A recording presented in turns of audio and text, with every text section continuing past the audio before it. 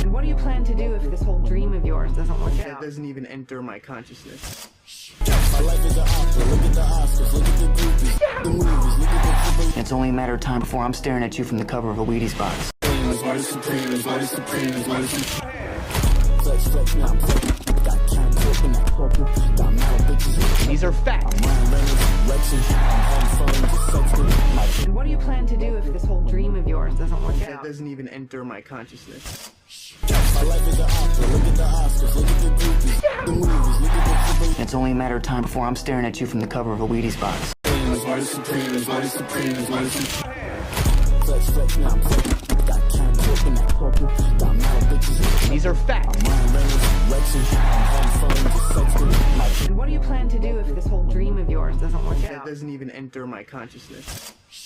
My life is an opera, look at the Oscars, look at the groupies, the movies, look at the It's only a matter of time before I'm staring at you from the cover of a Wheaties box. Body Supreme, body Supreme, body Supreme. Flex, flex, now I'm flex. Got time to open that purple.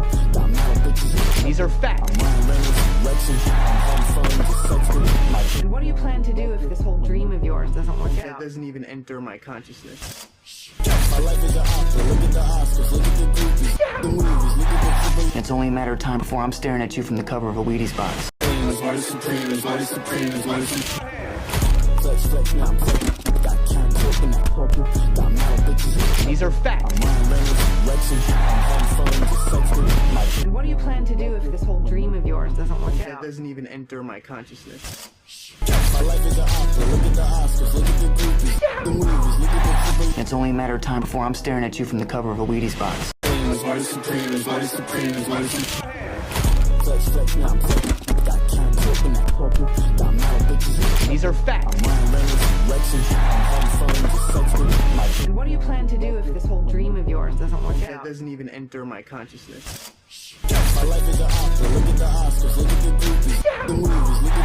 It's only a matter of time before I'm staring at you from the cover of a Wheaties box. Body Supreme, body Supreme, body Supreme. Flex, flex, now I'm flex. Got time to open that purple. Got metal bitches. These are facts. I'm wearing Reynolds, Lexus. I'm on phone, sexting. And what do you plan to do if this whole dream of yours doesn't work It out? doesn't even enter my consciousness. My life is an opera, look at the Oscars, look at the groupies, the movies, look at the It's only a matter of time before I'm staring at you from the cover of a Wheaties box. Body Supreme, body Supreme, body Supreme. Flex, flex, now I'm flex. Got time to open that purple. Got metal bitches. These are facts. I'm wearing Reynolds, Lexus. I'm on phone, sexting. And what do you plan to do if this whole dream of yours doesn't work It out? doesn't even enter my consciousness. My life is an opera, look at the Oscars, look at the groupies, the movies, look at the It's only a matter of time before I'm staring at you from the cover of a Wheaties box. Body Supreme, body Supreme, body Supreme. Flex, flex, now I'm flex. Got time to open that purple. Got metal bitches. These are facts. I'm wearing Reynolds, Lexus. I'm on phone, sexting. And what do you plan to do if this whole dream of yours doesn't work It out? doesn't even enter my consciousness. My life is an opera, look at the Oscars, look at the groupies, the movies, look at the It's only a matter of time before I'm staring at you from the cover of a Wheaties box. Body Supreme, body Supreme, body Supreme. Flex, flex, now I'm flex. Got time to open that purple. Got metal bitches. These are facts. I'm wearing Reynolds, Lexus. I'm on phone, sexting. And what do you plan to do if this whole dream of yours doesn't work It out? doesn't even enter my consciousness. My life is an opera, look at the Oscars, look at the groupies, the movies, look at the It's only a matter of time before I'm staring at you from the cover of a Wheaties box. Body Supreme, body Supreme, body Supreme. Flex, flex, now I'm flex. Got time to open that purple. Got metal bitches. These are facts. I'm wearing Reynolds, Lexus. I'm on phone, sexting. And what do you plan to do if this whole dream of yours doesn't work It out? doesn't even enter my consciousness. My life is an opera, look at the Oscars, look at the groupies, the movies, look at It's only a matter of time before I'm staring at you from the cover of a Wheaties box. Body Supreme, body Supreme, body Supreme. Flex, flex, now I'm flex. Got time to open that purple. Got metal bitches. These are facts. I'm wearing Reynolds, Lexus. I'm on phone, sexting. And what do you plan to do if this whole dream of yours doesn't work It out? doesn't even enter my consciousness. My life is an opera, look at the Oscars, look at the groupies, the movies, look at the It's only a matter of time before I'm staring at you from the cover of a Wheaties box. Body Supreme, body Supreme, body Supreme. Flex, flex, now I'm flex. Got time to open that purple. Got metal bitches. These are facts. I'm wearing Reynolds, Lexus. I'm on phone, sexting.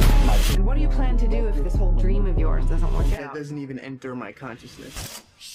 My life is an opera, look at the Oscars, look at the groupies, the movies, look at the It's only a matter of time before I'm staring at you from the cover of a Wheaties box. Body Supreme, body Supreme, body Supreme.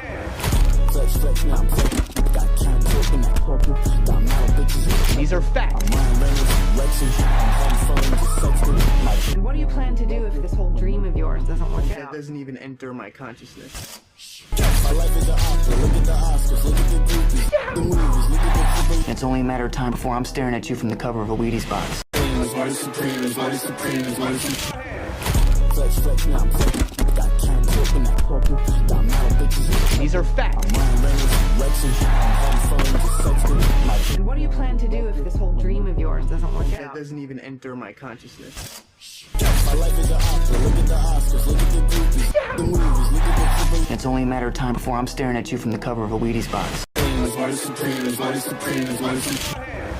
Flex, flex, now I'm flex. Got canned hook in that purple. Got model bitches. These are facts. Ryan Reynolds, Rexon. I'm having fun with the sexton. My And what do you plan to do if this whole dream of yours doesn't work That out? doesn't even enter my consciousness. My life is an opera. Look at the Oscars. Look at the groupies. The movies. Look at the It's only a matter of time before I'm staring at you from the cover of a Wheaties box. Supremes. Why the Supremes? Why the Supremes? Why the Supremes? Flex, flex, now I'm flex. Got canned hook in that purple. Got model bitches. These are facts. Ryan Reynolds, Rexon. I'm having fun with the sexton. My And what do you plan to do if this whole dream of yours doesn't work That out? doesn't even enter my consciousness. My life is an opera. Look at the Oscars. Look at the groupies. The movies. Look at the It's only a matter of time before I'm staring at you from the cover of a Wheaties box. Supremes. Why the Supremes? Why the Supremes? Why the Supremes? Flex. Muted. Why am I muted? That's so weird. Morning Supreme. Morning Supreme. Morning Llama. Good afternoon, good evening, good night, wherever you're tuning in. My name is Icy Gaming. Today we are gaming daily live with a bunch of news that you need to know that you might have missed. We also have a special guest, Mr. Clueless, Mr. Kaizen, joining the stream in just a little bit. Happy Monday. How are you doing? Llama in the building. Anyone else tuning in? I hope you had a nice weekend. I worked. I helped I drove. I had to go see my mom. I visited my mom, helped her with some stuff. And then we worked all day yesterday. But it was good. It's been good. It's been a good. Whoa. What did, oh, I just turned the light off. That's funny. I turned off all the lights. How did that happen? Huh. Let's turn that back on. Okay. I was like, what happened? There was a shift. There was a glitch in the matrix. Guys, let's just get into it. I don't have like much to say. Let's just get the show started, right? Shout out to the sponsors. Doji in the building. Oh, Doji said I had to react to something. Doji, what was the thing that you told me to react to? I meant to put that on here, but I completely spaced. Doji, good to see you, brother. Doji, I got something for you coming up. I need to talk to you. Very, very excited. We're running back some tournaments. You already know we need Big Doge in the building. With that said, ladies and gentlemen, let me move over here. My goodness. Big shout out to Yield Guild Games, YGG, the best sponsor in the business. I had a call with Yiken from YGG today. Very excited. We are going to be cooking. We're going to be cooking some things as I pull up Twitter because I'm going to search for the Vibes TCG expansion. Yeah, that's right. That's cool. Talking about TCGs, we can put that right after. We got to talk about Cyberpunk going crazy. I will put this somewhere. We'll just throw it in there somewhere random. With that said, big shout out to the best sponsor in the business, YGG, Yield Guild Games, with incredible games like Lowland and Giga Chad Bat and Waifu Sweeper. And of course, Blaze and AI Rev, and all of the sponsors that make this show possible, that, keep me smiling and feeling good and positive during not only like World War III, but also the worst bear market ever. I wouldn't be able to do this without the incredible sponsors, these guys. Dude, look at them still rocking their gamer PFP, by the way. Big shout out to Games GG. That's their gamer lobby PFP. There's some cool stuff happening in YGG as always, right? Bunch of games, bunch of game nights, bunch of quests. But with that said, we're just going to keep it going, ladies and gentlemen. We're just going to keep it going. Oh, the one thing that I have to do is go into the calendar for today's call. My girlfriend was like, I'm going to turn the heat on. And I was like, I am in a hoodie. So I just felt that heat kick on. Do I either A, open up the window, or do I B, take this hoodie off?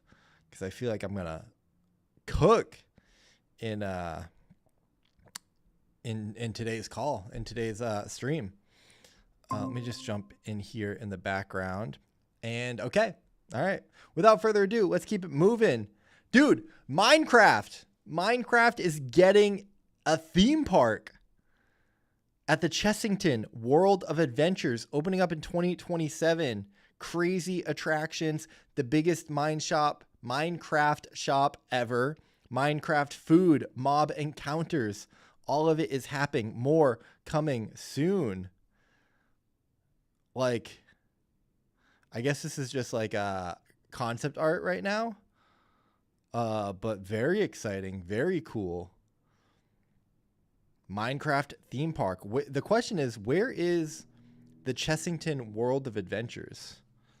Chessington World of Adventures. Where is this?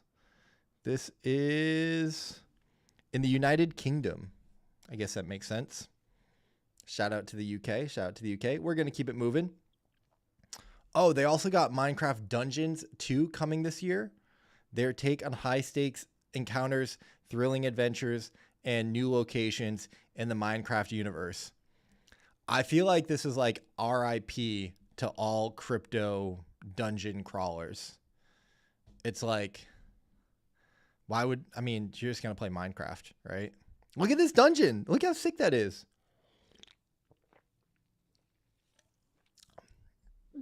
That looks crazy. If it looks anywhere near as good as that, it's over. Like, why would I play anything else? I'm gonna play Minecraft Dungeons. Fresh funding, talking about TCGs expanding to the moon. Doji. We got the Cyberpunk trading card game passing $12 million raised on Kickstarter. We talked about this last week. I think they might have raised like 200K or something like that, like super quick, sold out. Like, we reacted to this. Nowhere near in my wildest imagination did I imagine it going over $12 million. I love Cyberpunk as much as the next one. Ghost Cat Joypad in the building on time. Appreciate you. Like $12 million? That's crazy. Dude, Johnny Silver made a sense of course. Cyberpunk is just so good.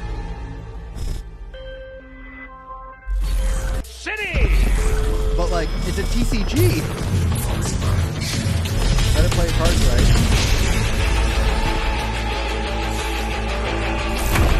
Donut lover in the building. It's a good time for TCGs right now. It is a good time for TCGs when you think about it. We had the Riot Games League.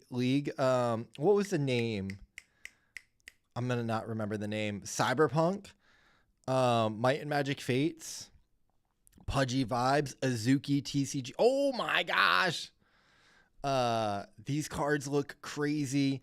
Of course you've got Origins.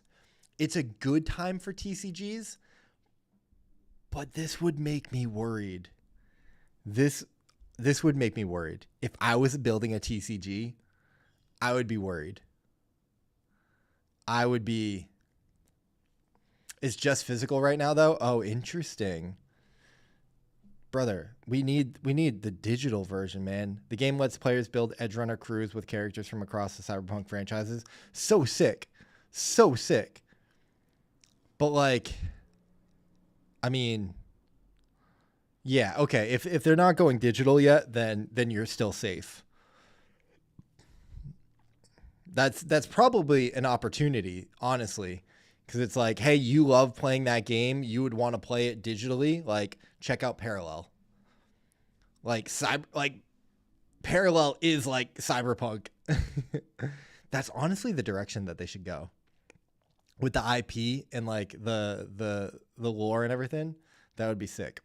All right, guys, we got a lot to talk about. We need to keep this moving.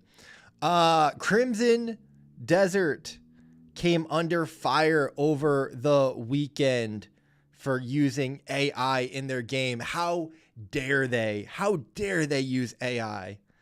I mean, they had to apologize. They came out.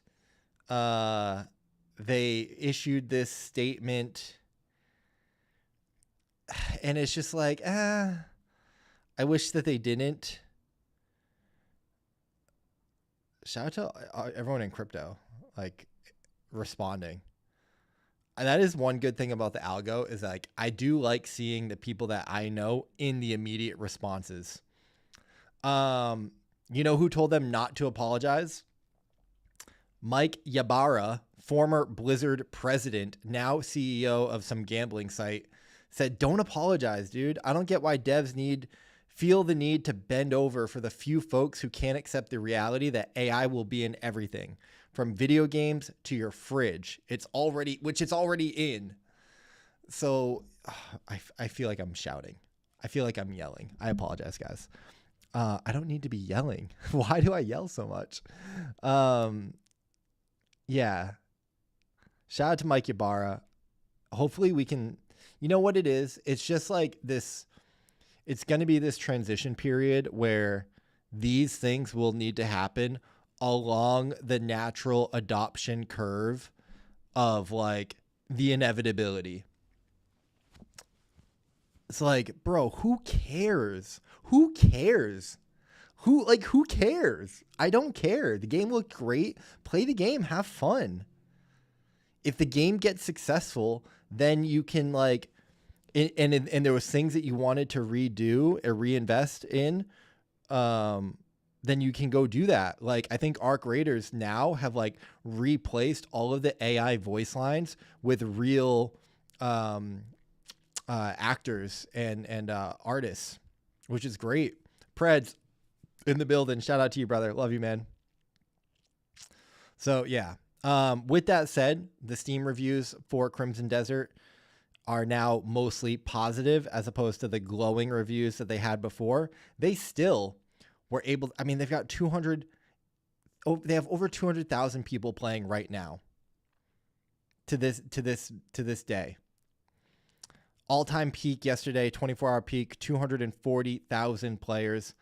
I mean, who cares? Play the game, have fun, move on. Speaking of playing games and having fun and moving on, big shout out to Mr. William Watson, this handsome lad right here who also lives in Boston. I got to meet Will at a ETH Boston, Solana Boston conference last fall. Great guy. Also co-host of the Rise Up Morning Show, which is a really great friends of the show. I've been on their show. Great guys. They host a daily TikTok show breaking down everything that's happening in crypto. Very much like what I do, where I just focus on gaming. They're like everything in crypto, DeFi. They do a lot of like education from the regulatory standpoint. And I mean, William Watson putting me to shame here. This is like the right. Oh, guys, I also got a haircut and it's not good. I don't like my haircut, by the way. I am not as handsome as Mr. William Watson down here. But what was I going to say? William responded being like, oh, gaming isn't happening on the blockchain. That's weird because I'm playing more games in crypto and in Web3 than I've ever played before. I literally play these 2 or 3 games every single day. And then gives a really good review of On-Chain Heroes, Maze of Gains, and then Tolan Universe. So shout out to William, man. Keeping it going. You know what else is happening in the Solana gaming ecosystem? Apparently, gaming is the most dominant category on the App Store for the Solana mobile phone. Huh. Ain't that funny? Ain't that funny? Do you like apples? Because gaming is your most dominant category on your App Store. So how do you like them apples? Lily Lou, Miss President of Gaming at the Solana Foundation. What are we doing? What are we doing here? You know? You just discovered that guy with the Solana FUD. Yeah, dude. William's great. Dude, William's content is like incredibly good and genuinely deserves more. His stuff on TikTok slaps. So upset with Solana, bro. I love it, but I'm building here and it sucks. It's okay. It'll blow over. It'll blow over. Let's talk about some fun games, man. We got a new content pack from Off the Grid. Not Lucy Liu will not last long in that post as head of Solana Gaming. I mean, she's not really head of Solana Gaming. You know, it's just a troll. But, yeah. Dude, the bride. Look at the bride from Off the Grid. This is what you're waiting for. People ready to ride. Hey. This is what you're waiting for. Just married. People ready to ride. Kind of hard, dude. People ready to Sick. ride. This is what you're I'd waiting take you to be my wife. for. People ready to ride. Bring it back, do it clean, smoke the sack, dip a mag, sip the lean, fuck a chill, pop a bill, make a scene, 50 racks on the bands, up my jeans, from stealing, what's the love get dizzy, I came from my kidneys and I'm trapping like a monkey, yo bitch with me, now boy she ain't missing, tell her who you dissing, I say hold up, got my glizzy, bang bang.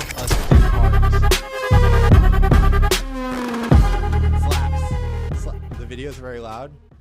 Yeah, they got to be loud, bro. They got to be loud. We loud over here. No, I'll turn it down. My apologies. I get hyped, man. I get hyped. The model's face heavily reminds me of the DLSS 5 demo. Yeah. Vibe CCG has been my go-to lately. Orange Cap Gaming, who also owns Moonbird. Yeah, no, dude. I'm with you, brother. Owns Moonbirds, brings Burbs to the third set. Conflict of interest. Nah, dude, that's IP cross-pollination. We'll talk about it in a second. Here's the thing, dude. I don't play Off the Grid anymore. The game just like lost me and my interest. But they won 5 awards at the Game Awards this past year. They swept. They dominated the Game Awards. And they have incredible, like, if the game was like, yeah, that DSL 5 is on. I just wish the game like was a little bit better and a little bit stickier, because their marketing, like the stuff that they put out, is fantastic. That song is fire. The trailer is fire. The character design is fire. The problem is that they just do so much that it's like, what do I even do? Give me a new map, dude. Give me a new map. The game just got too sweaty, Llama. The game got insanely sweaty, and like the skill gap in it was just, you just got shit on. Like if you play the game, you're just getting destroyed by people that are really good at the game and play it all the time. There's no like, there's not enough skill-based matchmaking because they don't have enough players. So you just get in these lobbies where you just get absolutely demolished. And then they have all these new cyber limbs and everything, and it's just like not like it's just not that fun. I'd be open to trying out the campaign and getting back in there. I would. All right, let's watch another loud trailer.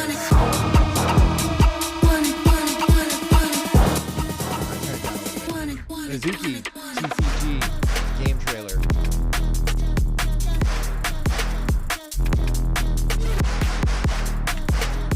I do like the music.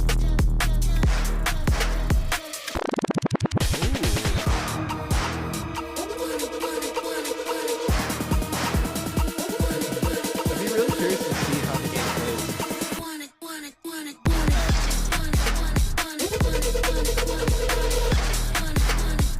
it's so hard when you go between like hyped up, video to like IRL play, because the IRL play, like, you have to like try and make it look cool, but like it doesn't look that cool. It's like slamming the car down. It's like that. It's not as cool as this, But hey, I'm with it. Yeah, it's physical only. I don't know why they do that.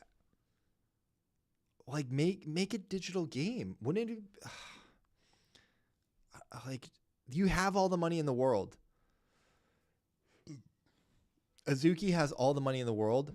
Dude, imagine Azuki making such a good, like, crypto TCG. How sick would that be? Wouldn't that be amazing? I'm at that point where I'm trying to figure out how to make a trailer for a physical TCG. Study the way that like WolvesDAO do their videos. It just needs to all be like IRL footage, and you just need like big reactions, people yelling and screaming, be like, oh, and like, like having fun. Ice and Dark in the building. Good to see you, brother. Appreciate you tuning in. It just needs to be like show people having fun and yelling. That's basically it. Big shout out to Ronan reposting our article on Gaming Daily that we did based on our Hantao interview a few weeks ago. We wrote and published this article on Gaming Daily, and then Ronan reposted it, dude, which was sick. W Gaming Daily, WGD, W Taylor, who actually like wrote the article. The team's experimenting with new models now will define the next era of crypto gaming. Feels good, boys. Feels good. Go check out that article if you want to check it out. It's on Gaming Daily, and it's based on our interview that we did with Hantao. So if you were here for the interview, you got the gist of it. If you missed the interview, you can go check that out and enjoy. Next pace, Maple Story. Good news coming out of Maple Story. Yeah, Ronan's super supportive, Ghost Cat, which is, yeah, they're great for that. It means a lot, man. It means a lot in times like this, man. Maple Story. They saw in-game spending jump 75% week over week after December 18th. There's more token utility happening in the game. Their 2026 token burn surpassed all of Q4 2025. There's growing net inflows, more token burns, increased token utility. Really seems like they are turning over a new leaf, doing well, figured some things out. Their Age of 5 winter update apparently marked a turning point for the token. The question is the token going up? That'd be good. And they published a blog post if you want to know more. A leader's note inside the design decisions behind the Maple Story universe update. And you can read the full article here. I actually think that I need to go back and check this out because that sounds awesome. And I'm very curious what they did and how they did it. We don't have time to go into it today. Before Clueless joins us, let's react to the Mount Doji news.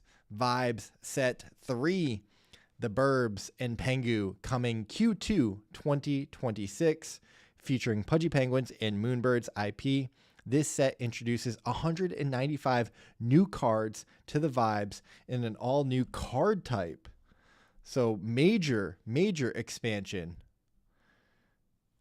Little quick look preview at the art here. Burb and Pengu. Burb. 12 additional game cards.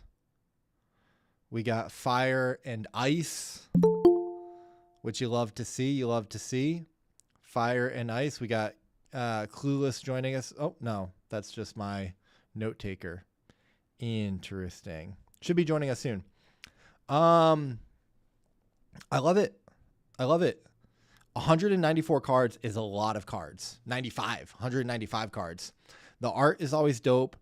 I mean, this is like much needed for Moonbirds. You know, they need to come and do something.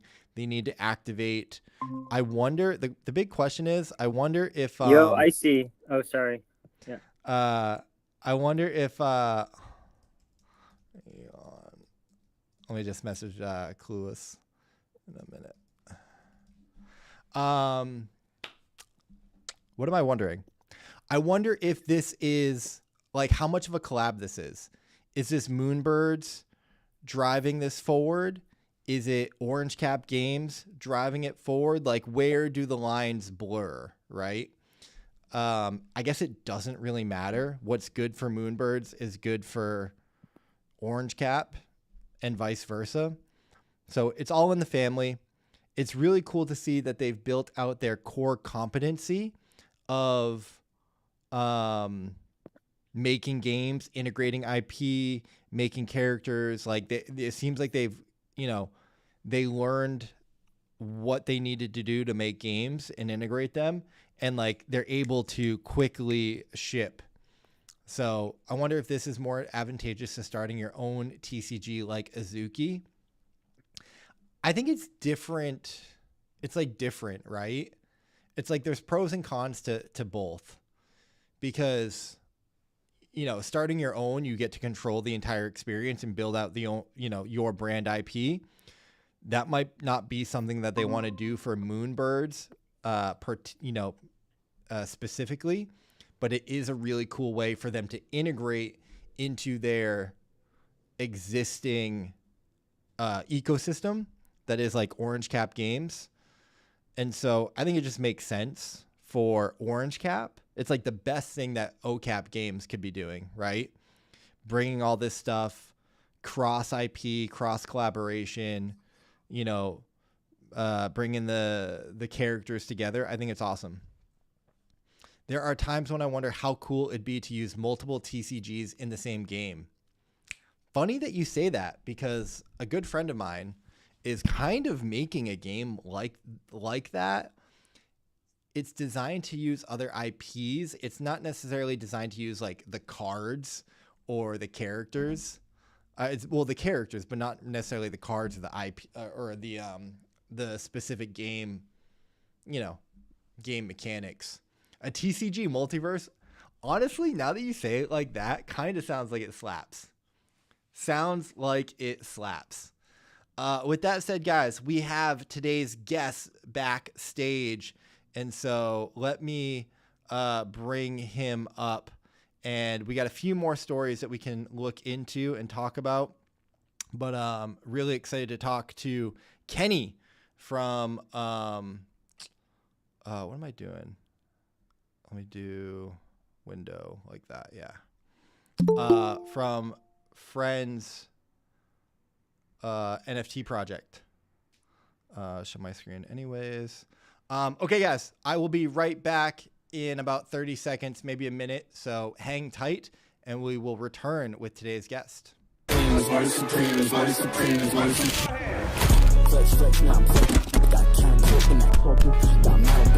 These are facts.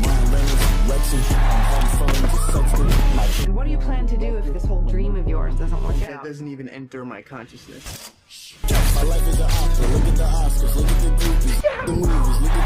It's only a matter of time before I'm staring at you from the cover of a Wheaties box.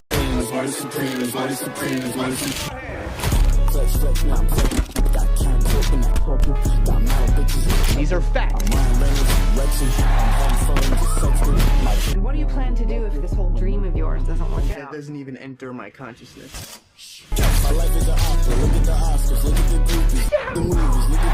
It's only a matter of time before I'm staring at you from the cover of a Wheaties box.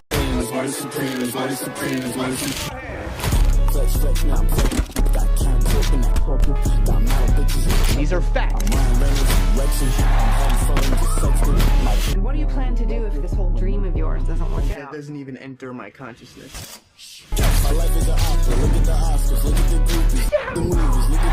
It's only a matter of time before I'm staring at you from the cover of a Wheaties box.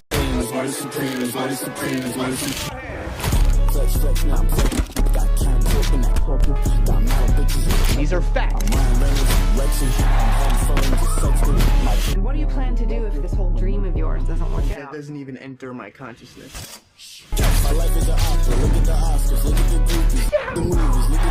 It's only a matter of time before I'm staring at you from the cover of a Wheaties box.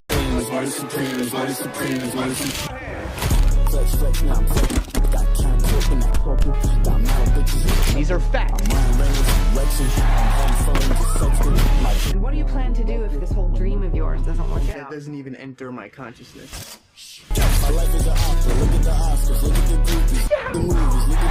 It's only a matter of time before I'm staring at you from the cover of a Wheaties box.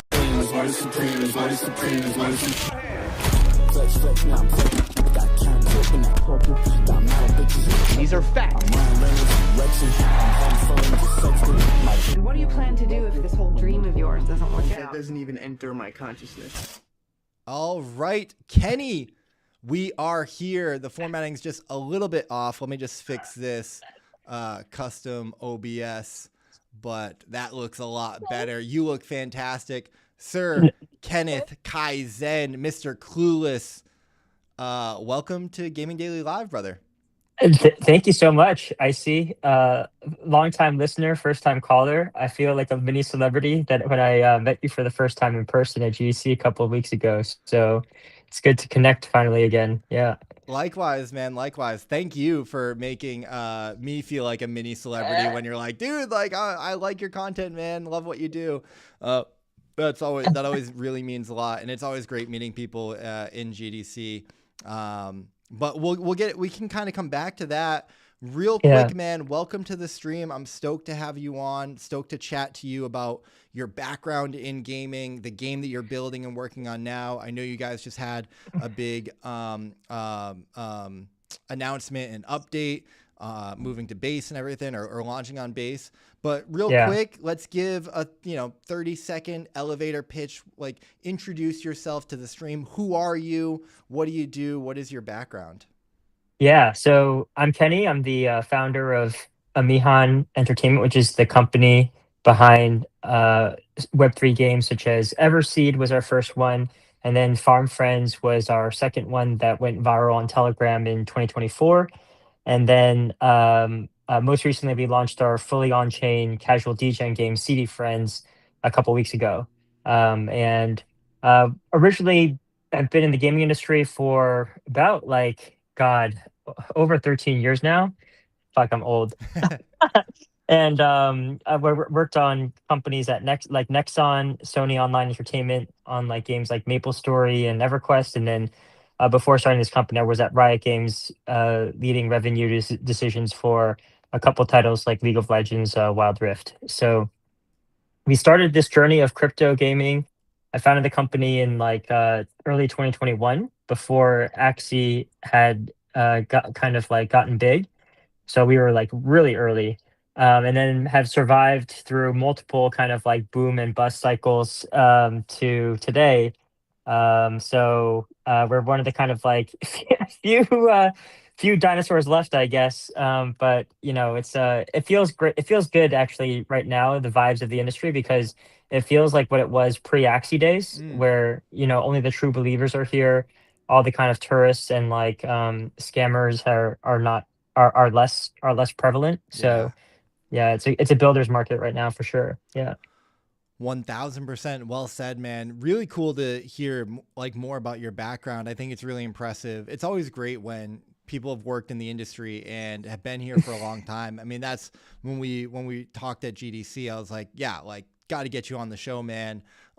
Anyone who's still here building has that level of conviction and is here for, the right reasons. And it's also really valuable that you've been through the gauntlet, not once, but a couple of times, man. 69 years, bro. 69 years in 5 years, bro. So, Crazy.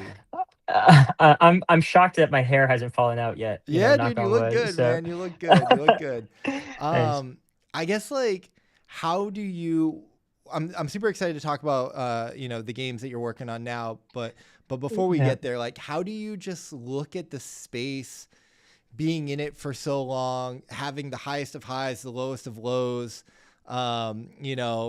your hair probably should be gray at this point or falling out. But like, I guess like when you look back on just the past, cycle 3-4 years, what do you kind of make of it, man? What do you think we got right? What do you think we got wrong? Where do you think we've like failed, and where do you think we've succeeded? I'm just generally curious how you look at the space. Yeah, so I think that first of all, in order to really understand the space, one of the things I learned very quickly was that you have to be an active participant. You have to be a degen, right? You have to like embrace the new kind of like primitives like NFTs. You have to be there trying the latest products like Friend Tech, where you have to like basically ape into tokens off Pump Fun, right? Yeah. And I think the kind of seasoned veteran in me in kind of like the crypto space has come to the realization that the only thing that really matters in crypto for users is how much money they are going to make and how fast they're going to make it, right? And this is, I say this kind of like with a pained realization of being on the other side of the equation of like the kind of like crypto as the computer, right? I very much kind of like entered the space drinking the Kool-Aid of like Chris Dixon or like A16Z or like other people saying that like, oh, the decentralized computer is really the benefit of the blockchain. Yeah. But ultimately I think that like humans, like, never underestimate the human spirit, but humans are if given a lazy option to make money or a harder option, they'll always pick the one with least friction, right? And so the way I see it with what has happened over the past years is that it's not really, I mean, sure, there's like definitely people who have tried to scam or fraud, specifically in the crypto gaming space, but we're operating in an overall industry in crypto where, we're competing for attention and also liquidity from, meme coins, prediction markets, like levered perps, right? So because of this, like, it kind of goes down to what is the lowest common denominator. Like as a user, if I care about making money as fast as possible, what's going to be the highest return for me? Is it going to be aping into a meme coin early on Pump Fun? Is it going to be betting on prediction markets? Is it going to be like levering up on Hyperliquid? Or is it going to be playing a game? And so I think the thing is that previously in like 2021, 2022, you had a different kind of like securities law regime, an administration that was very kind of combative against crypto and tried to fight many different things. And so NFTs and other types of primitives like this were kind of like workarounds around certain legal frameworks. But since the kind of like new Trump administration came in, I think it's been much more permissive. And so you've had a bunch of people who, are finding new ways to essentially speculate, right? That's totally viable. So the TLDR on this is just that, like, hey, look, I think crypto gaming is still going to have a place, an important place for certain crypto users, and happy to talk about like who and why. But we're just competing against attention with like other kind of like, ways to make money here. So, yeah. There's a lot there. I don't know what happened to my camera there, Mike. You're muted, by the way. I can't seem to hear you. I see. You can't hear me? Or I lost your audio. Interesting. Hold on. Let me change my mic. I know what happened. Okay. How about now? Yeah, perfect. Got it. Yeah. Apologize about that. I think the stream could hear me, and the stream could hear and see you. Okay, nice. My like monitors reset. I don't know what was happening there. I could hear the entire time, so we're good. We're good there. There's a lot to unpack there. I fundamentally agree with you. It's like the market is always right, and if the market is telling you something, then you should probably listen to it. And the market has told us for quite a while that the only product market fit that it's interested in, that it cares about, is gambling, getting rich, speculation, trading, you know, in some cases, like moving on to the new shiny object. I mean, people are here to make money. That just is what it is, right?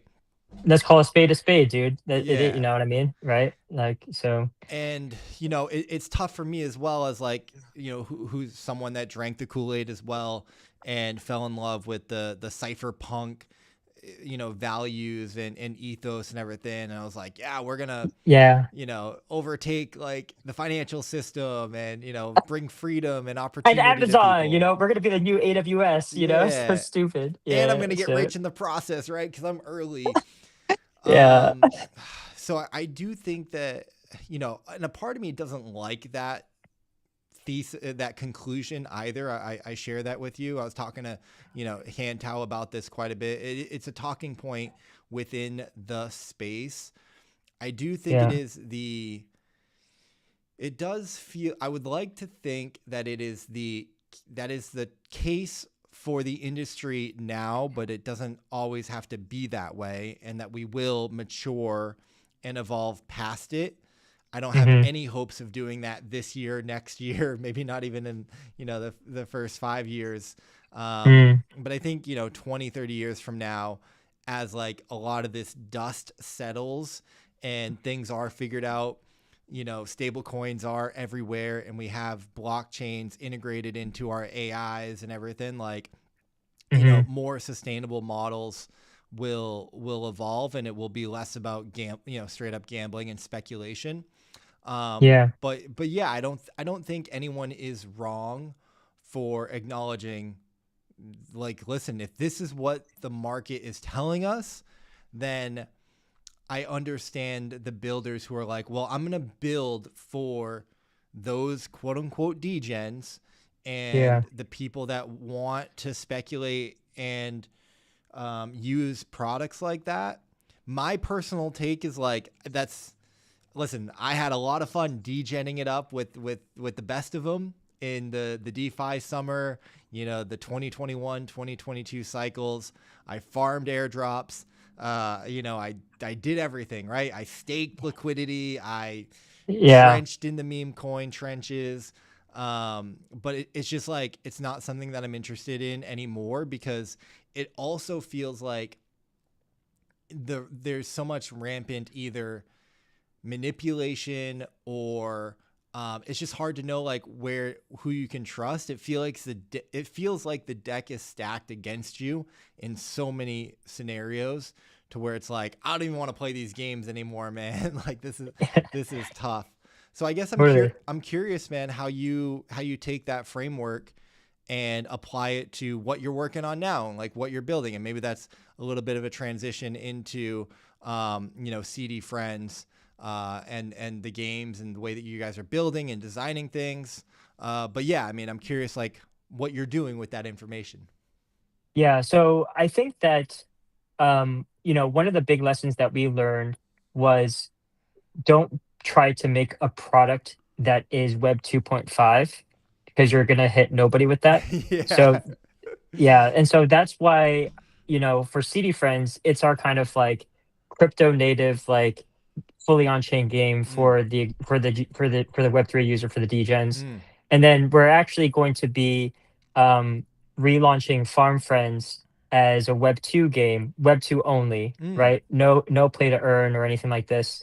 We're actually about to receive a 200K UA financing deal to publish Farm Friends, which is huge, right? Yeah. Now, many people are wondering, like, well, why do okay, if I'm a crypto user just listening to Icy, like, why the f do I care about what Kenny's doing, what they're doing with Farm Friends, right? And it's because the way we see the token and how it's connected to both of these projects that share the same IP is that the token doesn't necessarily only need to have utility on the game level. It can also have utility on the company or corporate level, right? Whatever revenues that we generate from Web2 users from Farm Friends can be used to essentially buy back our token. Um, uh, and I think that's like pure positive sum, because Web2 users don't care about earning money; they care about spending money on fun, right? And I think that there's very few teams that have the kind of like background and experience and the traction to be able to do both, right? To basically launch a product for Web 2 and also launch a product for Web 3 and service both of them. So the numbers that we got for Farm Friends, we relaunched it also recently on the Base and Farcaster app. They were super impressive in terms of like D30, like, daily retention from D1 to D30 from spend. And that's one of the big reasons why we're able to kind of get that UA financing deal for this project. So now transitioning to CD Friends. So, going to kind of like the main motivation of what crypto users want, right? They want to make money and they want to do it as easy and as kind of like quickly as possible. What is the easiest way to make money in crypto for free is to grind airdrops, right? Point blank, right? That's the only way to get money for free. And the biggest airdrops still come from basically protocol level incentives. Like think about L1s or L2s, right? What do these protocols want? For example, like Base or Abstract or any upcoming kind of like pre-TGE blockchain. What they want is basically they want to also make money. How do they make money? They make money as a primitive from transaction fees, right? Transactions that are happening on chain. Yep. So they're taking a tiny little cut, and every time they make transaction fees, that's how they generate revenue. So if they make money from basically on-chain transactions, then what they want to happen is they want to have as many on-chain transactions to happen on their blockchain as possible. Yep. Right. And so that's why for CD Friends, we decided to make the game fully on-chain. Right now, actually, we're averaging about, even in just 2 weeks, less than 2 weeks of live service, we're averaging about 10 transactions per user, which is great. So by being fully on-chain, the transactions can essentially generate activity, which will essentially translate into hopefully kind of theoretical points for a future airdrop on the protocol or blockchain level, right? So similar to what Lawland did for Abstract, we're kind of like taking inspiration from that and applying that to CD Friends with on the Base blockchain. And in my opinion, I think the kind of like total addressable market for like the FTV for what Base token will trade at will be much higher than Abstract. But I'm not like trying to be a maxi for any chain. And then lastly, the fully on-chain aspect of the game is there such that, like you said, so many people have gotten burned by broken promises, by scams in the past. Well, by putting all our kind of like game logic on-chain, anyone can audit it. You could basically, look at the start contracts. You could feed it to AI and ask AI, like, tell me what this game is doing, right? And it's fully transparent. And so, like, you don't have to worry about basically scams that way. So, yeah. ChatGPT, tell me how not to get scammed. Make no mistakes. Yeah, or like spin up an AI agent, Claude, make me money on this. I'll give you 100 ETH. You double it. So, what do you go by the way? Do I call you? You want me to call you Kaizen? You just call me Kenny. Kenny's fine. Okay, good. Yeah, okay, yeah. That's easy. All right, Kenny. A lot to unpack here. I love it. It's really great to kind of hear you break it down so clearly. So I have so many questions and I'm so excited to talk to you. Yeah, let's do it. So that's awesome, man. So I guess how long were you guys building CD Friends for?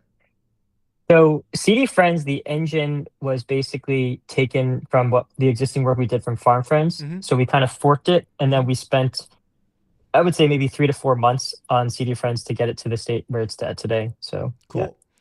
And how did like the partnership with Base come along? Why did you guys choose Base and like how'd that kind of come to be? Was Farm Friends already on Base? Was that the case or what? Yeah, so we actually, in 2024 we did that was when we launched Farm Friends on Telegram, Mm. and before they announced that mini apps had to be ton exclusive, we basically TGE'd our token on Base, and so we were early to the Base ecosystem even in those days, primarily because we felt like Base had at the time had the most on-chain activity for any chain that did not have a token yet, Yeah. which was true, Yeah. right? And I think that we decided to continue building on Base and deploying both games on Base app and Farcaster app because of the kind of inherent advantages that we saw with distribution with the Base app. So, Base app is kind of converted from Coinbase Wallet, which has a very high install base of, millions of users. And by building within that, that wallet app, we essentially get a lot of things for free by tapping into their API. Yeah. One of the things that's most impactful is the fact that Telegram taxes us 35% Wow. on any transaction. So I can be a magician, but I can't be like I'm not Jesus. I can't magically make 65 cents equal to more than $1, Yeah. right? But on Base app, there is no such tax like that, Yeah. and so I can do a lot more David Copperfield things to make your dollar magically more into more than that. So yeah. I love that. I love that framing, man. Like, you've heard of magical internet money? Well, I'm David Copperfield, and here I am to turn your magic internet money into more magical internet money. Yeah. No, that makes a lot of sense, man. I'm super bullish on Base. Base is based. It's hard to not be a believer. So that's cool. That's cool. How big is the studio? Just out of curiosity. Like, I guess I always try to get an understanding for the teams, like the size, the funding, the runway, like the power that you guys got behind you. I love talking to big teams, small teams, indie teams, solo developers, but just, curious because it does help kind of the audience and also the space kind of hold people in their minds of okay, this is, CD Friends, this is Kenny, this is what's going on.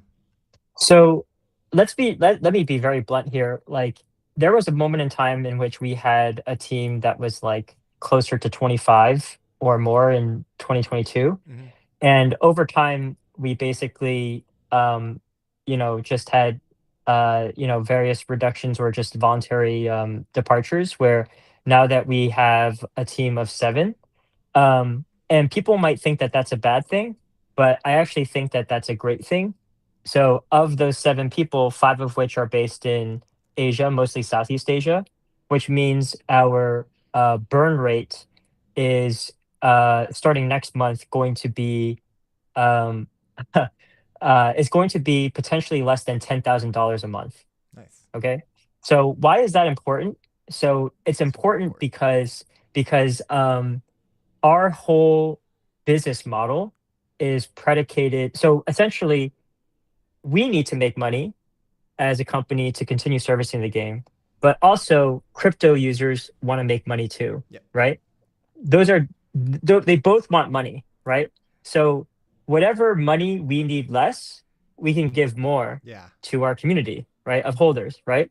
And the primary way we do that is through token buybacks, right? So that's basically the only shit coins that are mooning besides Bitcoin are hype and pump and shit that's basically being bought back from fees, from revenue, right? And so essentially, by keeping our own costs low, by being very lean and leveraging AI to accelerate development, we're essentially able to have enough excess profits to buy back our token, which is good for token holders. So, yeah. No, that makes beautifully perfect sense, Kenny. I think that's the pragmatic, practical way to approach this. Like, if I were to hear teams have 20, 30, tons of overhead, 20, 30 employees, I get worried because it's like, man, your burn's got to be so high, and the state of the market is so tough, where raising is really difficult, and that's where we've seen so many teams, effectively shut down or have issues because they weren't able to make it. So I love that. Congrats. That's awesome. And Thanks. yeah, and especially in a time of like AI, like if you got 7, badass rock stars, like you're crushing. Yeah, honestly, the ironic thing is that we're moving faster with a leaner team Yeah. than with a bigger team. It's Yeah, just for sure. it's crazy. So yeah. Very cool. Very cool. Okay, so CD Friends is the fully on-chain Web3 arm of the studio and the game. Farm Friends is going full Web2 traditional solid revenue model there. Will lead into buybacks. Makes a lot of sense. I guess let's jump back real quick. Oh, I should say like not financial advice, like this is, nothing of is an course, of investment, course. yeah. These, So these are just the plans. I mean, no one. Yeah. That's goes without being said. And appreciate you always being. I honestly appreciate you being forthcoming and transparent and hey, this is what we're working on. This is what we're doing. We're also in a very new regime, as you said. We've basically been given a lot of the green light for regulations and clarity. So it's a very exciting time. Let's go back to talk about the games. So Farm Friends launched. It was a Telegram game. Is that going to continue to be a Telegram game? Are you changing anything there? Is it going different mobile? What is the game? I'm not too familiar. I do apologize. I'd love to hear what the games are from Farm Friends and CD Friends. Yeah, so Farm Friends is essentially what happens if you take Animal Crossing and marry it with Monopoly Go. Mm-hmm. So you have like the very high revenue generating potential of social casino games like Monopoly Go and Coin Master, but you also have like a cute kind of approachable. This is CD Friends, by the way, what you have on screen, not Farm Friends. Sorry. Yeah, no worries. Let me keep scrolling down a little bit. It'll be a while. Let me see. If you maybe go to highlights. Yeah. If you go to highlights. Yeah. Keep scrolling. I can also go to media. Let me go to media. Oh yeah, media might be better. Yeah. What we're doing on the Keep going screen. down. Keep going down. Yeah, there should be a video. Oh, go up. It's all right. I'll send you later. I'll send you Yeah, I'll something search later. for it. Yeah. Keep telling us about the game, and I'll find. Yeah. Find something. So essentially, yeah, it's Animal Crossing meets Monopoly Go, and it's like basically that type of genre of social casino games has multiple billions of dollars a year of annual revenue. Our plan with the distribution of it is to sign this publishing deal, which will essentially allow it to be playable to consumers in a way that has not really been explored yet. I'm being very coy with exactly the distribution channel because it is a new distribution channel and it seems very promising. But essentially, AI it's agents, ChatGPT in the feed. No. I don't want to be public coy. about it That's because totally fine. we will make an announcement about it later this week after I get the contract signed. Yeah. But for now, we're just trying to basically finalize the deal. But essentially, if you could play a game similar to how you would play a Telegram game, but without having to pay 35% tax, and without having to install Telegram first, that's kind of what we're trying to accomplish. Nice. Makes sense. Yeah. I have an idea of what it could be, but we'll wait for the official announcement. Nice. Okay, cool. And then for CD Friends, I don't know if you're familiar with Grow a Garden on Roblox, but it's essentially Hey, Farm Friends. Grow a Garden. Yeah, this is Farm Friends. Great, perfect. So CD Friends is essentially Grow a Garden simplified with on-chain rewards, where essentially you could harvest the plants and get real money rewards out. So you buy packs, you open the packs, you get random seeds. you plant the seeds, and then you can change the weather for to change different buffs on those seeds, and then you harvest them for token rewards. So the main strategy for CD Friends is essentially like which seed packs you buy, and which seeds you plant for which weather effects. The weather is a huge determinant in terms of like Oh, that's because fun. it's like rainy weather will affect different seeds, or like Yeah. heat wave will affect different seeds, stormy weather will affect different seeds. So depending on basically what you roll for the weather and what you plant, and when you plant it and when you harvest it, will basically determine like your potential like reward rate of what comes out. So and then we'll also have leaderboards shipping soon. So the more kind of like the bigger that you grow your collection, and depending on like some of the rules for what each season's leaderboards will have, will determine like whether you rank up highly and whether you get extra rewards from that. So yeah. Very cool. Very cool.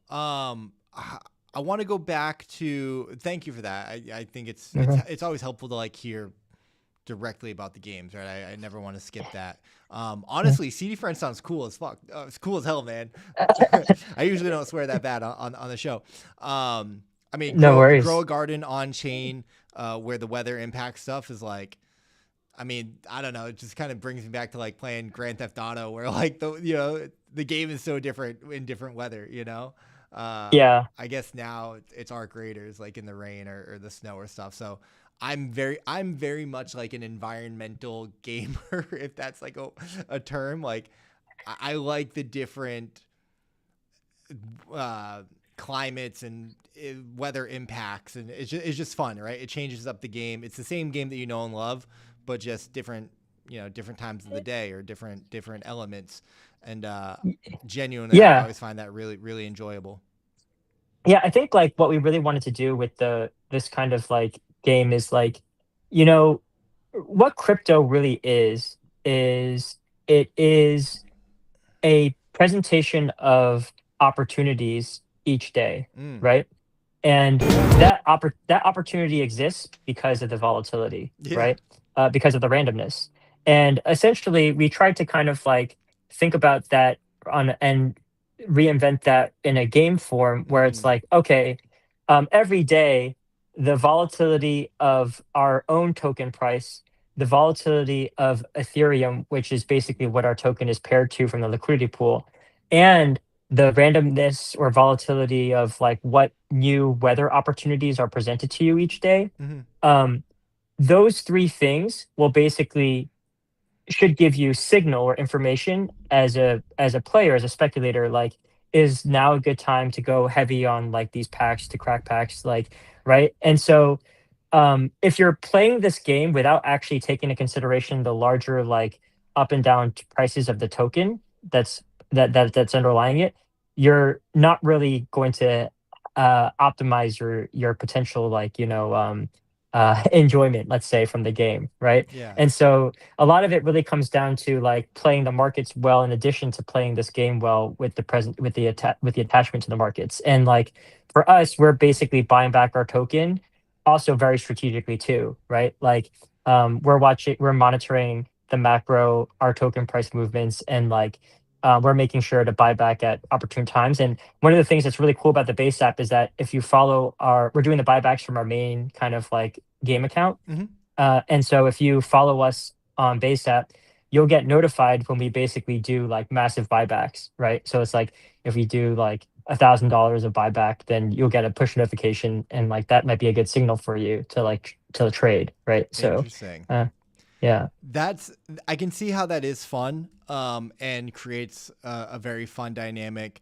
The way that you were describing it to me, I don't know, maybe it's just because like oil is in the news, right? But it's like oil, yeah, the totally. token's kind of like the oil in the game, right? And it's like normal situations, it's like fine, but there is volatility, or these catalysts or events that can happen, or new events. Yeah, we try to release a new event every week. So yeah. So that's really cool. And then the base app integration makes a lot of sense. I guess like you've talked about the token a few times, so I guess let me ask, like, how are you as the studio kind of looking at the token? I don't know, maybe like what the history of the token is, what, you know, obviously maybe, you know, without going into obviously no financial advice or, you know, it's all do your own research and all that good stuff. I am purely interested from a intellectual standpoint of understanding the design landscape and the economic design and how that stuff works and everything. But at the same time, I also have a lot of, you know, respect and appreciation for, you know, the founders who are building in this crazy wild west space. So floor is yours, kind of how you want to maybe talk about like what someone watching right now who is hearing this, like what would they be interested or need to know about maybe the token history or how the token works in the game and things like that. Yeah. So again, thanks for setting that up. Well, not financial advice, do your own research. So when we TGE'd with our token in around 12 months ago, actually, so we did it as an airdrop to our existing community members of Farm Friends players on Telegram and also from Everseed NFT holders too. Mm-hmm. And then what we did was we actually customized the smart contract where if after the airdrop, the first action you took with the airdrop, the tokens that we airdropped you, if the first action was to sell or transfer, like send the tokens to another wallet address, then we would tax you with something that resembles like the Deed God's like paper hands bitch tax. Yeah. So we called it actually friendsurance. Yeah, nice. So basically you would be taxed 44.4% if you because that means death in various Asian languages if you sold or transferred. Yeah. So the only way to actually not get that tax is if you staked or just held it until that friendsurance essentially expires, and it expires, and like the duration of it changes. Like if you stake more for a longer duration, it like makes that friendsurance tax go down faster. So obviously this was really controversial because like a bunch of like, you know, airdrop farmers that were just looking to cheat, they were super upset when we surprised them with this. But I think ultimately what that helps set us up to is that it helps set up our kind of like existing holders of our token to be like our super diehard fans, right? And I think that from my perspective, like the capitulation of the token has already gone down to the maximum, given that we also had the 1 year duration of staking and about a month ago too, so a lot of people dumped after that, and starting basically with the release of CD Friends is when we're going to be doing recurring token buybacks with our revenue. So previously we had only done like one buyback for Farm Friends relaunch on Base App, but going forward we'll be doing buybacks more often, and so essentially like we'll be helping support the token price so long as we generate revenue with our on-chain game. So very cool, man. Very cool. I wanted to go back and I'll also say that like as we generate Web2 revenue from Farm Friends, obviously we're also going to be exploring like buying back the token as well with that revenue. So yeah. A few more questions that I'm like just kind of checking off my list here. I wanted to go back to the publishing deal. I know you're still working on it, so maybe you can't speak too much about specifics, but I'm just curious, right? Because I talk to a lot of game developers, you know, who need to be publishing their games and whatnot. So I'm curious, like, what can you share? Tips, tricks, what you've learned, or any advice, or, you know, even like how you're, you know, going to be using that UA budget. I just want to like kind of unpack that because I think it's super valuable. Yeah. Oh, awesome. Thanks. So I think that ultimately, in order for a game to be successful in Web2 as a free-to-play game, it's probably going to have some type of like mobile component, right? It has to be like available to play on mobile. Yeah. And mobile is super competitive right now in terms of the unit economics. So the primary kind of like God formula that everybody is trying to maximize is your LTV greater than your CAC. LTV is a fancy acronym for customer lifetime value, Mhm. which is like retention times monetization. And is that bigger than the cost to acquire a user? And so the so in order to basically make that equation work, your game needs to have like several key components. Number one is like the art style attractive and the gameplay interesting, where it sucks people to want to play immediately, even with just like a 2 second clip, right? Your clippers would know that really well, right? You only got 2 seconds to grab attention. Yeah. The second thing is like, is it actually a genre that can make a lot of money from like a per user basis? And this is where like our influence from Monopoly Go and other social casino games really comes in. Mhm. And then lastly is does the game have enough content to really keep people coming back like for 30 days or 60 days, etc., such that they're retained long enough so that you can monetize them long enough to pay back the cost to acquire them, right? So Mhm. and all these things like sound easy, but they're not, right? Mhm. They're really hard to do. Yeah. I still think that shipping a Web3 game is probably easier than like a successful Web2 game now. So yeah. Um, Why is that? Because there's a hungry player base looking for opportunities, and so you're attracting the farmers, or well, I guess I think that it depends on the type of game you're making, but if your game heavily involves speculation, then that's going to be immediately attractive to Web3 gamers. yeah, And I think that also like it depends on what your goals are in terms of revenue scale. Like making 5 figures a month in with a crypto game is probably easier in crypto, but right, making like millions of dollars of revenue a month is like impossible in yeah, crypto gaming. You know what I mean? right. So At yeah. least long term, like sustainably.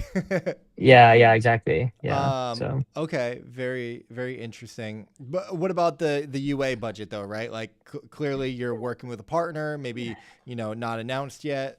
That's going to yeah. be there. Why are they, and then if you can't disclose this, that's perfectly fine. But like, is this a grant like program? Is like, why are they, open to giving you guys that much money to go, try and bring the game, spend marketing and, advertising and UA? Like how can you break that down a little bit or like, Yeah. and if you So can't, then like, what are you going to do with the 200K? How do you plan on allocating it? yeah. So the deal is UA financing, which is different from Mm, like investment or different from a grant. So it's essentially basically like UA financing is very hot right now and popular mm, in the mobile gaming space. And the reason why is because as an investor, people are getting less comfortable with illiquidity. yeah. Like I don't want, as an LP, I don't want to tie up my capital in like 5 to 7 years of venture investment when like it might not pan out, Yeah. right? Because like going on fire in Iran and like every day in the world, like every week, you know what I Yeah. mean? So what they care about is really like more like crypto user mentality is like, how can I generate a return on this cash as fast as fucking possible? Mhm. And like the greatest success story for this recently is like Pixel Flow. Like Pixel Flow is like this game that was done by a Turkish studio, and it like immediately like raised capital from VCs, but then just got like bought out by Scopely for like something like $1 billion or something, or very very high amount in like less than a month. And the reason why is because like all you need to do with a successful game that has good retention and monetization is just pour more money into UA, right? The Yeah. more money you pour into UA, if it's like giving you a 20% return on every dollar, then you're just going to keep doing that. And that's just basically like a cash printing machine, right? So the nature of the deal, I don't have the specific terms finalized yet, but like, they would give us 200K, but in return, they would probably have stipulations for like, what their kind of like take rate would be Mhm. in terms of like fees Mhm. on the platform. It would be higher than what they would normally be, Yeah. so yeah. Cool. Awesome. Thank you for breaking that down, man. You're very very analytical, very experienced. So it's I'm, very I'm not fun. I'm just a numbers guy, no, no, no, no, no. I disagree, man. I disagree. Who said but finance can't be fun? no, but I think like, I think that as an industry, like crypto is maturing, Yeah. and like people, and like you know, we kind of have to like be, Adults winning and mature and adults. responsible, like for Yeah, sure, dude. yeah, and win along the same kind of ways that other people are winning Yeah. in like Web 2, right? So Yeah. Awesome, man. That's really cool.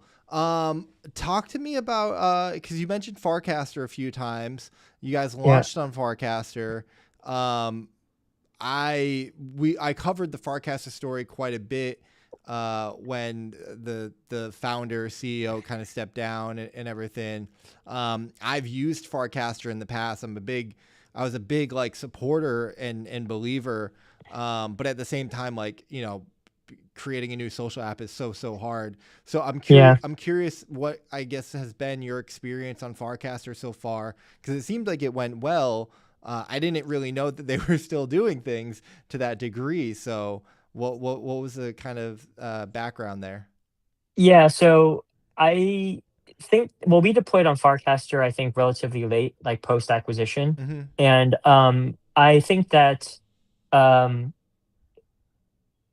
it was just easy for us to also port the game to Farcaster because Base App had used a lot of like same technical considerations for Farcaster's like tech stack.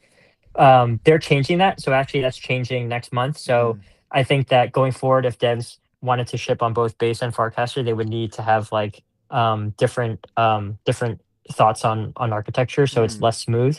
Yeah, I think that, look, I have nothing but respect for the Nanar guys who've helped us and have acquired Farcaster. But decentralized social is a hard problem. You see kind of like Base App removing the Farcaster feed for their future iterations, and I think that ultimately the the thing that the Farcaster feed was trying to solve was already being solved for in the crypto space, which is they were trying to solve like top of funnel awareness and how do people get notified or discover new things, right? How to get attention. But ultimately, the better thing to drive attention in crypto space is literally number go up and like on-chain activity, right? So, which is honestly like what prediction markets kind of like is showing. Right. So, Yeah. yeah. Cool, man. I mean, sorry, but like a tickle in my throat, and now I have to cough. No worries. Let's try and do that off stream. Okay. What is next for CD Friends, for Farm Friends? Kind of like, what does 2026 look like for you guys? Obviously, you got the big deal coming. The games just kind of came live on Base. I guess, like, how's it been working with Base? What are the future plans? You've got a lot of levers and incentives, and I think you've done a good job of laying them out here today. You said the leaderboards are there. Are there any prize pools, or are you going to spend a bunch of money on those UA channels, marketing? Kind of like what should people kind of get excited about or stay in the loop for? Or is it just like, hey man, game's great, game's live, go have fun, go speculate, and it's a good time.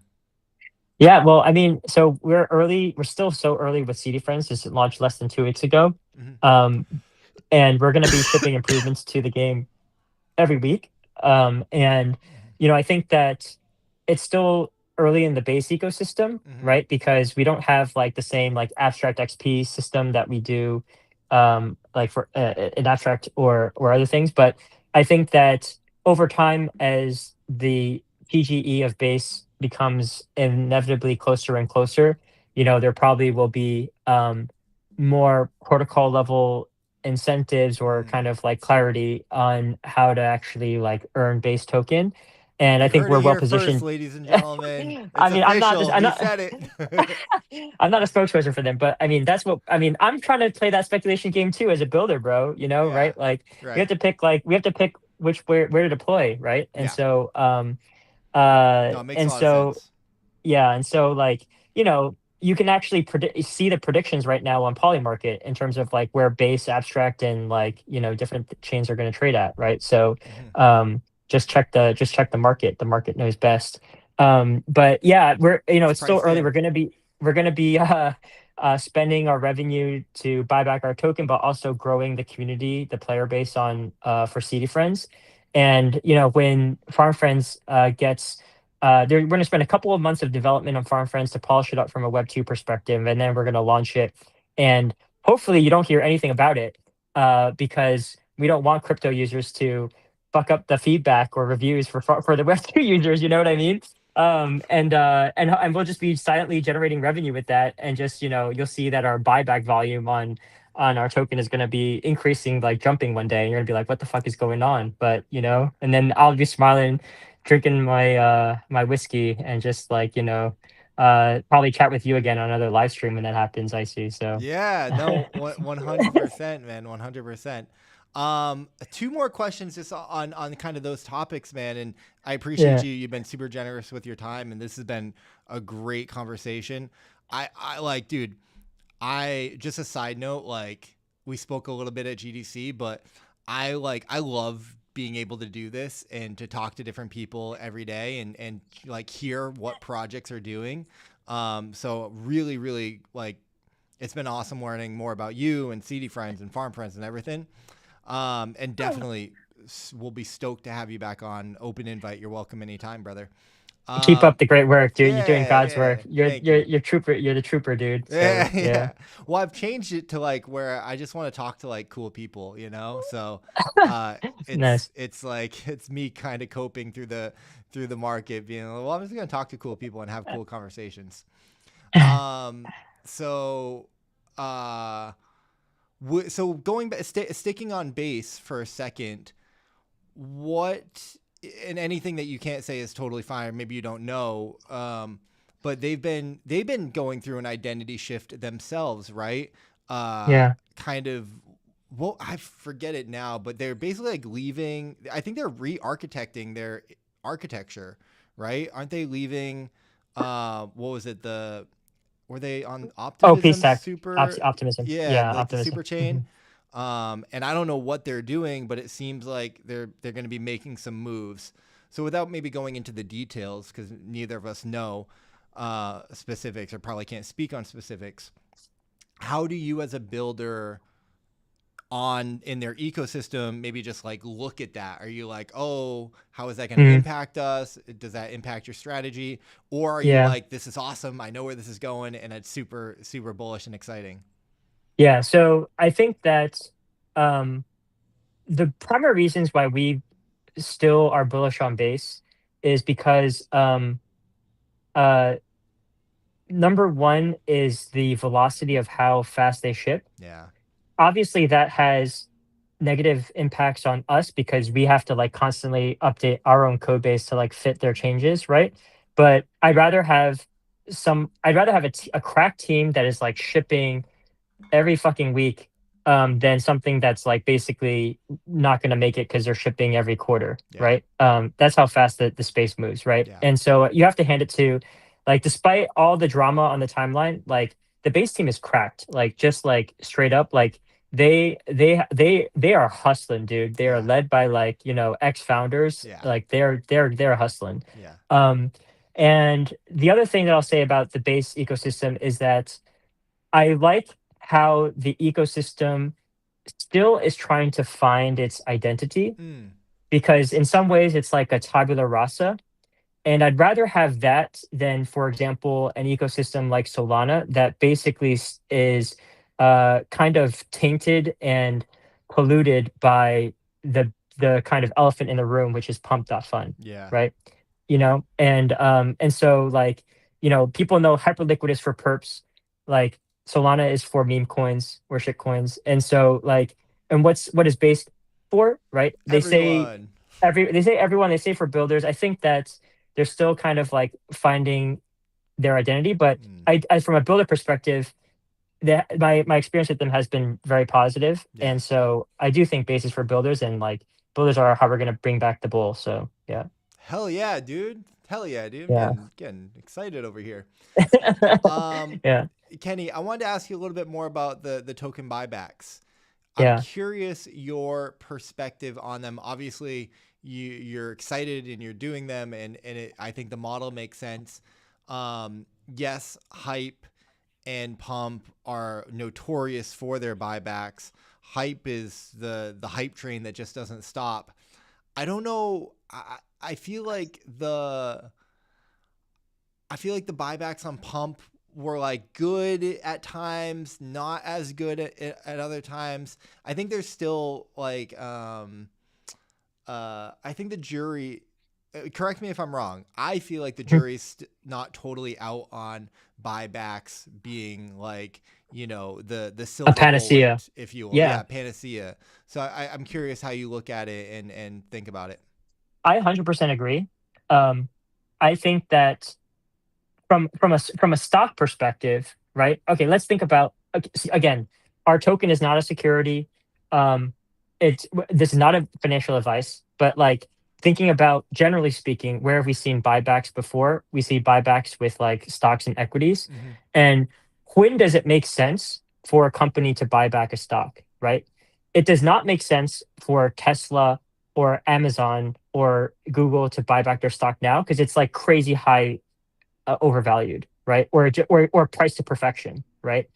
It only makes sense for a company to buy back a stock if it feels like the value of the stock that it's buying back is like the price that it's trading at is lower than the value of what it should be, right? So would I buy back our token if it was trading at 20 million FTV? Hell no, right? Because whatever buybacks I do from the revenue we generate from CD Friends right now is not going to make a drop of difference, right? But our token is not that, you know, it's a lot lower. And some people might think like, oh, that's a bad thing, it's a shit coin. But for me, I see that as opportunity, right? I see it as like, hey, whatever buyback we do, whether it's like $500, $1,000, $5,000, that is like a significant percentage of our like market cap or FTV, and that's going to be way more impactful than how much a buyback is going to affect, for example, like Pump or Hype or, you know, another token like that. So yeah, that's my take on it. Beautifully said. I you know, with you being the finance guy, I'm excited that I got to ask that question, and I'm thank you for answering it. It's also like, you know, we see companies buy back their own stock because they value it, right? They want that, they want to hold it. They see the value in it. They see the opportunity. They see, you know, like the point of it. So that can also be, it's like, why? Because we want to hold it and own it because we value it. You know, that we care about it. Yeah. We care about it. In my opinion, the token is a reflection of trust with the community, right? And so depending, and like, did we burn trust in the sense that we didn't buy back the token beforehand, before today? Yeah, but at the same time, like we wanted the Jeters to Jeet, right? Yeah. We wanted the rotation, capital rotation into diamond hands, baby. Yeah. Like, hey, and then now, right? You know, so you know what you're holding. Down then up only, right? You know, so. Yeah, I love that, man. I love that. Shout out to Llama in the chat, who's been super active this whole time with really good takes. Llama said, depends on the nature of your token. Really, buyback and burn works, but you want the price to be stable without such manipulation. And yeah, that seems like, you know, Kenny, you spoke towards that. Awesome stuff, man. I mean, dude, these interviews like end up going by so fast. It's like we've been talking for an hour, and it feels like, you know, 20 minutes. Which is just a sign of a good conversation. So, really appreciate you, man. Would definitely love to have you on again, you know, when things like, you know, are happening and launching and whatnot. I guess, let's kind of, close it out with, you know, how can people get involved? What's the best way to download the game, to play the game, you know, where's the community? Where's the strategy? You know, like, what do you want people to know, and, you know, look forward to next? Yeah. So, I love how you have our profile page on Twitter. So our Twitter handle is @friendwtf. You can find us on the Base app or Farcaster app by searching CD Friends. We're only available to play on mobile on Farcaster, but, you know, that might change in the future. So, you know, the direct link to play Base is obviously also on our Twitter profile. in terms of strategy, we're so early that not many people have really kind of like figured out and even less have publicized how to actually maximize their rewards in our game, which in my opinion means that we're so fucking early and there's and there's opportunity. So what I will say is that we recently reduced the price to re-roll the weather from $2.50 denominated in friend token to now 25 cents. So the starting reroll each day is 25 cents. And that was purposeful because if you're not re-rolling the weather, you're not maxing your yield from the game. And so we really wanted to, we'll be making more improvements on that from like a UX UI perspective. So we really want to encourage like players to re-roll the weather and see what kind of what fate brings them. So yeah. I love that. Okay, a little bit of alpha. Make sure that you're re-rolling the weather. But Yeah. I gotta pick your brain, man. For a little, I gotta try and get a little bit more out of you. If it's so early that all the strategy hasn't been figured out, what can you give us another little strategy tip that people tuning in? We got a bunch of people tuning in on Blaze right now. Shout out to Roger V4's Blazeathon. Appreciate you. Shout out in. Roger. Please. Shout out Roger. No. Another key alpha is the yield on what happens to the plants sometimes is affected by when you plant, depending on the weather, and sometimes it's affected by when you harvest, depending on the weather. So you should play around with that. And yeah, so it's like making a great dough for a pizza, man. The moisture levels matter, the temperature, you gotta be just right, man. The water, where you get the water from. Listen, we're growing beautiful gardens out here, man. Awesome, dude. That's awesome. Kenny, is there anything that we didn't cover or talk about that you think is important to mention? No, I mean, well, so if you on our Twitter profile, there's also our OnlyFriends community. Join that community, and then any important announcement we'll pin there. You could also join our Telegram announcements channel, which is right now is at Farm Friends. But I would just follow us on Twitter and also follow us on Base app so you get notified when we do buybacks. So hell yeah. I love dude. I love the logo. The Friends logo is hilarious. Only Friends is hilarious. Friend coin, Friends on Base. You have 6.9 thousand members in that community. It's awesome, man. Dude, I'm so glad that we got to make this happen, man. Thank you so much for your time. Likewise. It's been great. The other thing that I'll just say is like, it's tough. Like we've been in a very tough space. Roger knows this as good as anybody. And it's about the friends that we made along the way, but it's also about the people that show up. It's about the people that have been here, about the people that stay here, the people that keep building. And so, Kenny, I know I knew you on Twitter for a long time, but to meet you in person at GDC, to hop on this call, to see you guys building is just awesome, man. And that's the exact type of caliber person that we want to be supporting, that we want to be following, that we want to be checking out your games, because you guys are pouring a lot of love and passion.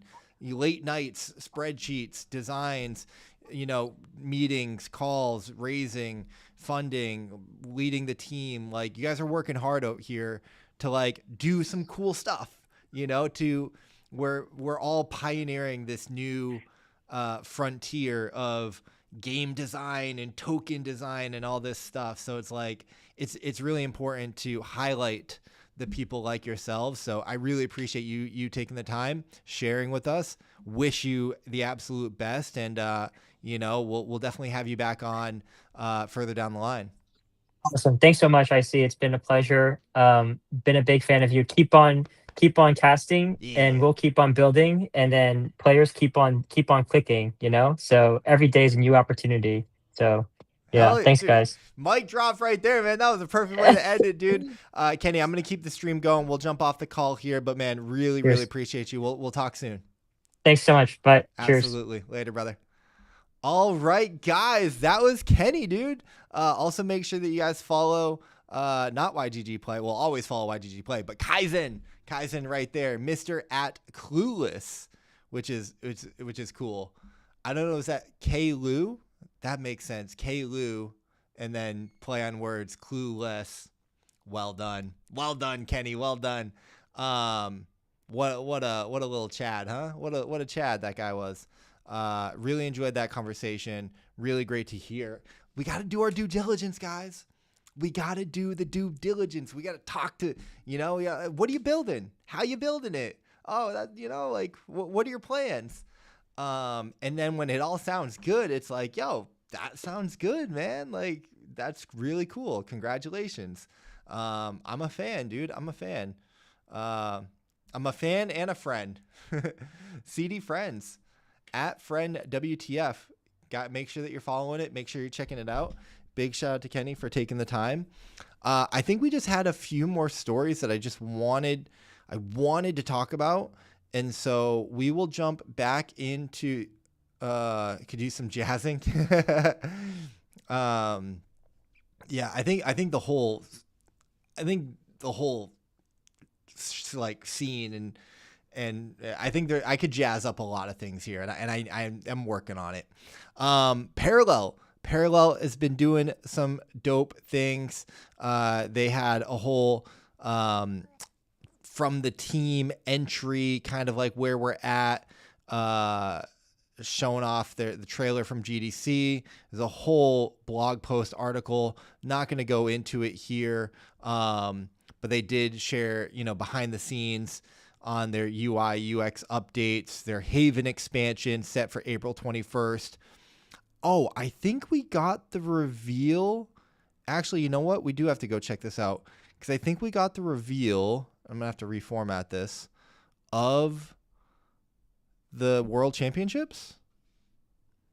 Hold up. Oh, that doesn't look good at all. Okay. Nope, we still need to fix that. Okay, there we go. Bear with me. Oh my goodness. Does that help at all? This is why I didn't want to do this. Parallel League. Okay, we can see it right there. Hold on. Oh my gosh. Okay. We're doing it live. Why isn't like my computer doesn't want to work all of a sudden? It was working. Oh, there we go. I was just like so far off the Zoom. Interesting. Why is that not working? Interesting. Okay. So that's the right way to do it. Oh, none of it's working. I apologize, guys. I apologize.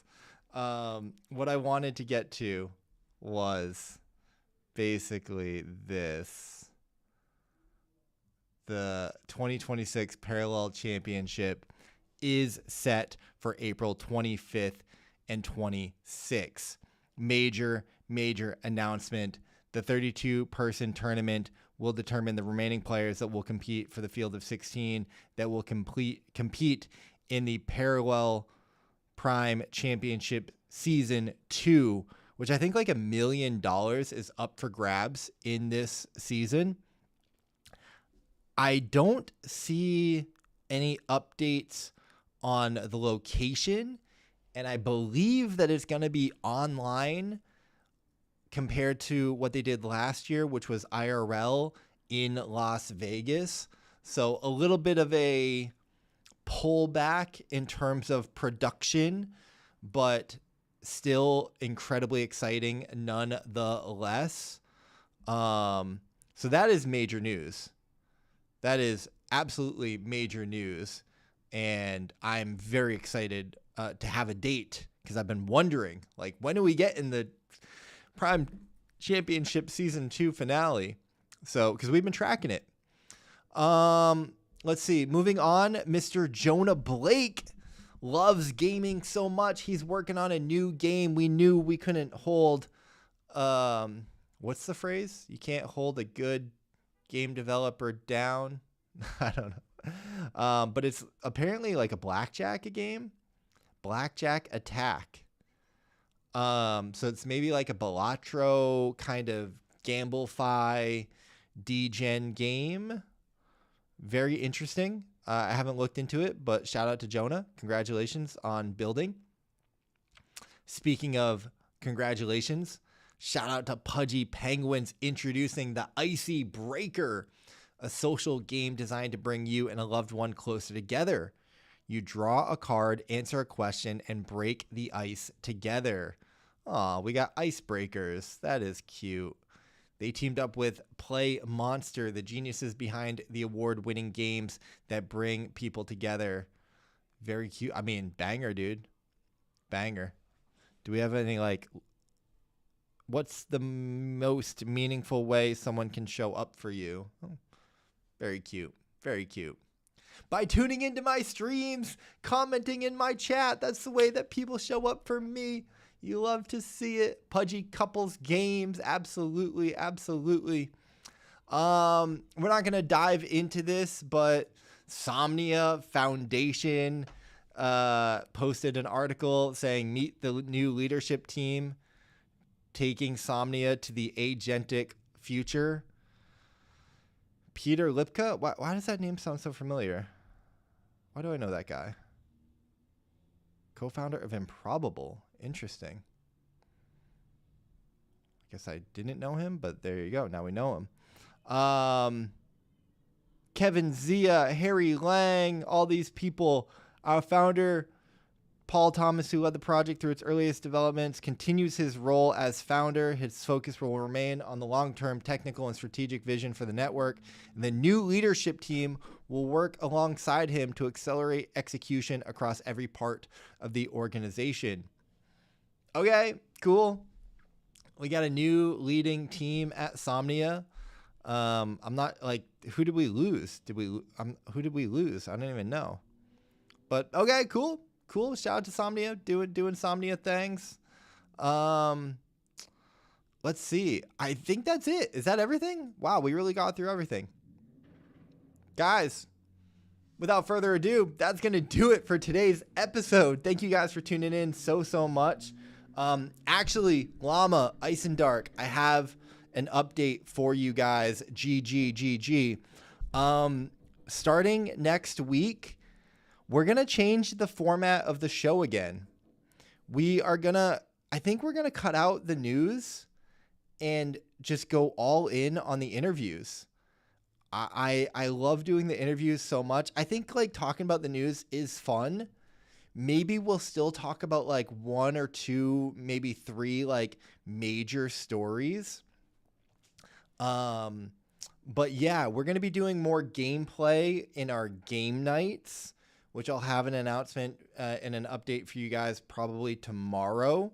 The spoiler is that we're going to be hosting a game night on Friday, which is going to be really fun. You guys are welcome to join. It'll be a separate kind of thing. It's also going to be at a different time. Just guest talking for an hour without demo is a bit dry, not going to lie. Llama, I appreciate that feedback. I will take that deep into consideration. Nothing's probably going to change this week. But maybe we can change some things at some point. The thing is that that's a fair thing. Yeah, fewer news, I guess, just like major updates. Yeah.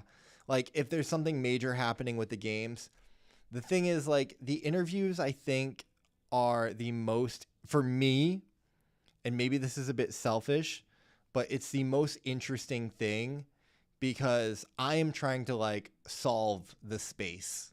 You know, I'm trying to talk to the people that are building the right things the right way and, you know, share that information. And we're able to get, not only are we getting clips, but we get the transcript from the interview. And so we can write articles. We can like study the transcript. And I'm very passionate about like that work. We will try and maybe, showing some trailers and stuff. I think that like we can do a better job of that. But yeah, I hope that's all right. And if it's not, like, you know, that's okay. But that's just like what I'm most driven to do right now. And so we'll try and find ways to like make it a little bit better, I guess. I also think with it being like, I've been going for 2 hours because we've been doing the show and then the interview.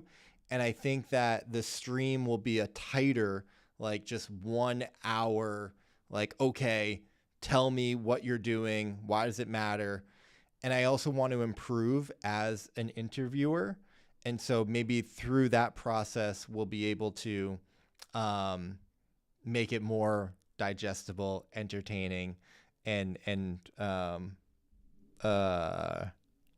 watchable for you guys. But yeah, that will be happening next week. So all of the shows this week will be normal shows. We'll start with the news and then we'll bring on our guests. But next week, I think we're just going to like 5 a.m. or 5 p.m. my time. We're just going to like get it started. You know, we'll do a quick little intro, but then bring the guest in and get right to it. With that said, I do want to thank the sponsor of today's show, YGG Play. They're crushing it with their Verse 8 hackathon. Big shout out to them. Apparently you can build a game in 30 minutes. So this is a really cool activation. Is that the Wise from D-Labs? Interesting. I'll have to follow up about that. So they are hosting their casual DGen game hackathon workshop. And of course, YGG Play, Waifu Sweeper, Giga Chad, Bat, Lowland, all looks amazing. Yeah, dude. I mean, that's the thing, dude. Of course, we're remix till we die, but you know, it's gonna be a competitive space, man. People want to make games, so it is what it is. Interesting. With that said, guys, I love y'all. Happy Monday. Feels good to be back. My guest for tomorrow canceled, so I'm going to see who else I can find to bring on. And then on Wednesday, we're talking to Luke and Heidi from Pixels, which will be very exciting. I don't know why I'm yawning. My apologies. But guys, and you know what? We're working on some things for you guys in the chat as well. So stay tuned for that. But with that said, much love, Ice and Dark, Llama, everyone that tuned in, Mount Doji. The Blaze chat was cool today. We had CG over there, Roger tuned in, V for V tuned in, Blazeathon showed love. We've been growing a little bit by bit over on Blaze. Big shout out to Ghost Cat Joypad, always showing love. Preds swinging by the stream. Means a lot, guys. You know what? What is my Blaze link? That is a good question. It's just Icy. And I should be like up there. Maybe not up there, but like I should be on the page. Let me post the channel just up like there. Here. Maybe not up there. You can hear my background. Like, I should be on the page. How do I turn me off? There we go. Put it in Discord too. Yeah, that's a good point. You know, someone messaged me the other day saying like, bro, you should have like a whole link tree. And I was like, you know what? You're right. I used to. Why won't this? Okay. Blaze.stream/icy. I don't know why that won't paste. All right, guys, we will make these improvements. Don't worry. They are coming soon. I appreciate y'all tuning in. Have a great rest of your day. I'll talk to y'all tomorrow. Until then, stay humble, stay gaming, and most importantly, stay dreaming out here, man, because they can take a lot from us, but they can't take our dreams.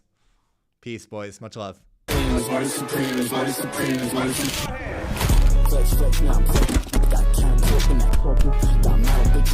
are facts. And what do you plan to do if this whole dream of yours doesn't work That out? doesn't even enter my consciousness.